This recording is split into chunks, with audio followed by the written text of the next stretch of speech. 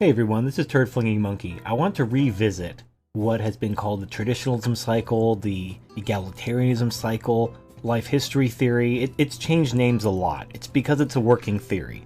I've built on it, I've reevaluated certain things, and I'm going to add a little bit more to that today. So today I'm adding kind of a continuum between male disposability on the left and hypergamy on the right. And the reason why I'm adding this is because I've come to, I don't know if it's so much an epiphany, but a realization that the goal of overthrowing gynocentrism and creating a world where men don't have to worry about male disposability, hypergamy, is impossible. It's impossible. In fact, it's not even desirable. Now, before you accuse me of turning traitor or anything, let me explain what I'm talking about.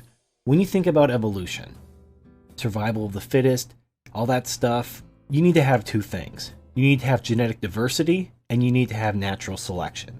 That's how evolution occurs. And genetic diversity is facilitated by male disposability. Now, let's return to something I've talked about a lot, which is sexual dimorphism. Now, in human beings, the male is the bigger, stronger, smarter of the two sexes. But it's not always the case in other organisms. There are organisms where the female is the bigger, stronger one. However, in all species, the male is inherently disposable. This is why one male can impregnate multiple females. Now, because males can mate with as many females as they reasonably have access to, this could eventually lead to inbreeding and a lack of genetic diversity because all the babies would have the same father. And that would be bad for evolution. So what does nature do to facilitate genetic diversity? In organisms where the male is the bigger, stronger of the sexes, it's accomplished through tournament mating. The males fight among themselves, possibly drive off or kill off other males in order to acquire women for themselves. In other organisms, where the female is the bigger, stronger of the sexes, the male will literally sacrifice their life to reproduce. You see this in spiders and praying mantises, where the male will actually sometimes somersault into the female's mouth, or just let the female devour their head. Or in things like bees, where after copulation, the male's dick is ripped off and he dies. Now, this seems terrible, but this is a way for nature to ensure genetic diversity, because the male can reproduce with as many women as he has access to. In order to prevent one male from reproducing with all the women's, and causing inbreeding and a lack of genetic diversity, male disposability is the mechanism that ensures genetic diversity. Now, there's another method whereby nature facilitates genetic diversity, and that is actually through hypergamy. Now, think about it this way. Without hypergamy, the strongest, fittest, most attractive males would get all the women. What hypergamy does, and again, let me just redefine hypergamy.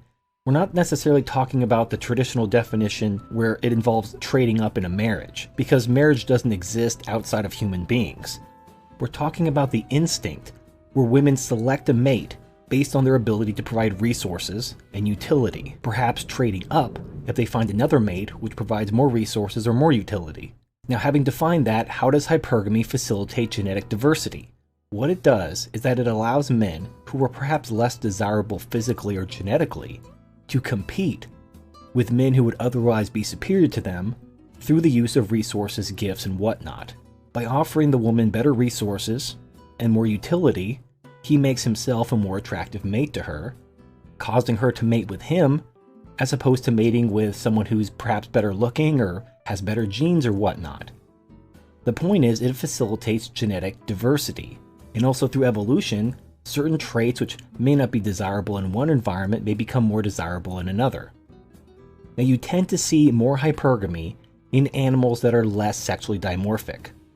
For example, there are various species of birds. Now, birds tend to have very low amounts of sexual dimorphism, depending on the species, of course. But in the species that give a lot of gifts, like the bowerbird, the sexes aren't that different, but they tend to involve gift-giving in exchange for mating.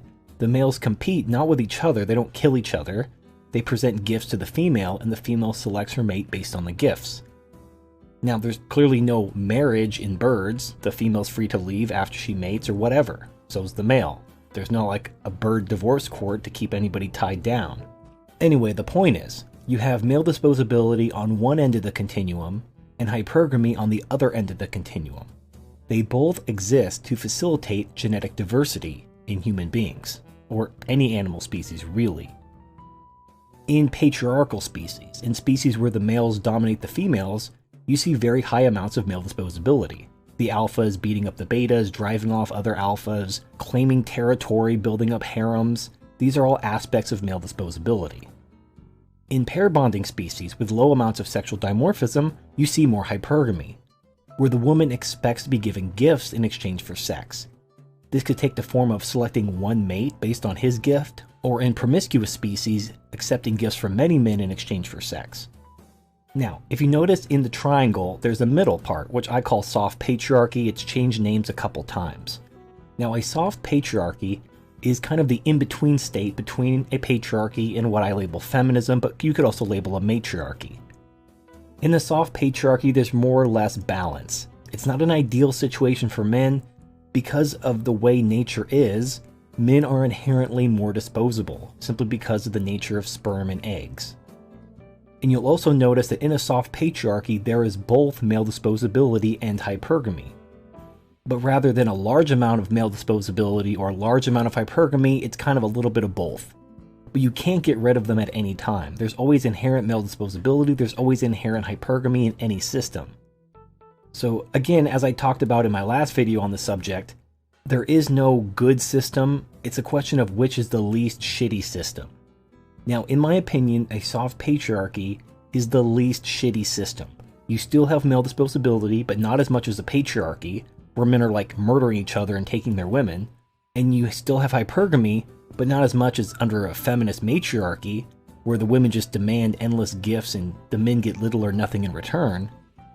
It's kind of a little bit of both. There's still male disposability, but there's some reward for it. There's still hypergamy, but there's still some protections from it. It's more or less a balanced society. And that should be the goal. The goal of a society which seeks to perpetuate itself and not die out because of collapse. It needs to be balanced. Not equal, not fair, but balanced. And in order to balance the inequalities of nature, you have to treat men and women differently. Men have to be rewarded for their increased responsibility through greater power and authority. It just makes common sense when you think about it, and it's how it exists in nature. Now, like I've said in previous videos, I don't think there's a way to break out of this cycle. I think though that by understanding the cycle, by understanding where we are and where we're headed, we can at least be prepared for it. And we can hopefully learn some lessons from our past. So that's all I have to add right now. Tell me what you guys think. Thank you for watching, and I'll see you next time.